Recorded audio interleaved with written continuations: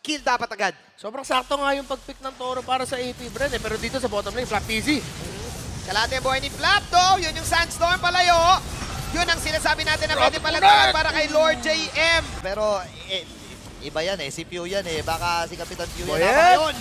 Nahuhuli. Si Bad Boy. Baka tayo pa yung mahirapan dito. Kaya. So tinarget na lang nila ni si Flap TZ. At ngayon mahirapan na yung Kali. Pero si Boyet Pero si Boyet. Nako po. Nako, si The Boy ay mapupuruan dito ng kasalubong ng isang Toro. Then again, yung bottom lane. Pero may nangyaring laban. Ang ganda na sipa ni Brusco dito. Makaka-count si Pew. Naging back siya na din. Pero set up! Si Master Owen!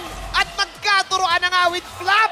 Doon nawala si Brusco. AP Bren. Pwedeng-pwede na siya makasabay eh. Okay, 3v1. Lord JM, kailangan mag-ingat. Pero ito na yung Minana Evos. Here comes the response. Okay, mukhang tunay na ang laban na to. Dahil kung ang papanatan na ng Toro ni Owen. Nagdabog ng konti si Owen pero si Kyle TZ. Tinutusok si Lancy. Appraiser Strat, Laser Sword. Sabay taunt. Sabay onting tusok na lang.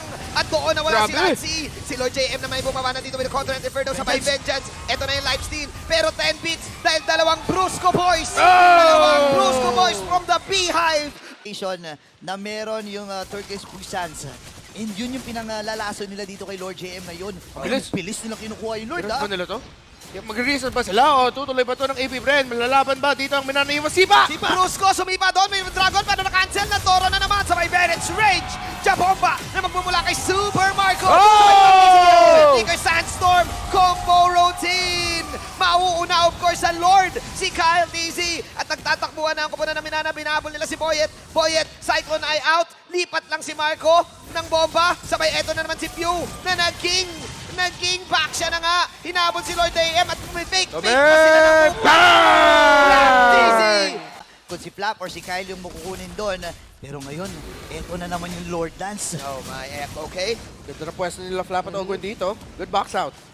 Bilis! Wow! Wow! Di nga nakalapit eh. Tinignan lang yung Lord ng Minana Evos. At kumakaldag na si Kyle TZ. Kahapon kasi kumaldag din si Carl eh. Sabi niya, ako rin. Kung kaya ng idolo ko, kaya ko rin. Oo, ano na siya, Kyle Doug. Kyle Doug TZ. Kyle Doug Kyle TZ. Doug TZ. Kyle Doug Z. Kung ano man. Pero, Alam mo ba ang kwento ni Ay. Kyle? Sabi niya, Kuya Manjin, alam mo kasi yung mga teammates ko, tawag sa akin, ako daw si Kylie. Mas dati Kylie? tawag sa akin, Carl. Papakita ko sa inyo, ako si Kyle. Sinabi niya yun. identity. Oo. Ayaw niyang nadidikit sa iba. Ayaw niya. Eh, marami kasi silang K eh. Oo nga, no? Tama naman. Tama. Pero ang tanong dyan, sino ang mas may K? Tama. Dito sa laban na to, 9.2k gold lead. At Laki. ngayon yung Lord, inasa may bandang itasa. Subok sila dito. Gush coming out from the court.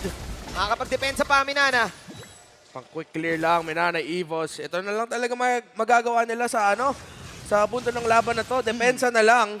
Kasi pag nag-force pa sila ng pick off, sobrang risky pa rin kasi ang taas na ng lamang dito ng AP Bren. Baka kulang pa nga ng damage yung Minana. Ay, si Flap! Okay, Raging Sandstorm from Riyadh. Sabi ni Flap dito. At makukuha si Pew ng magandang kill. Super Marco pa. Nagkati-hati na ang Bren. Gush and to kay Lancy. Pinin-damage out with 310. Habang Super Marco, bi-flicker in. Nag-sniper in. Sniper out.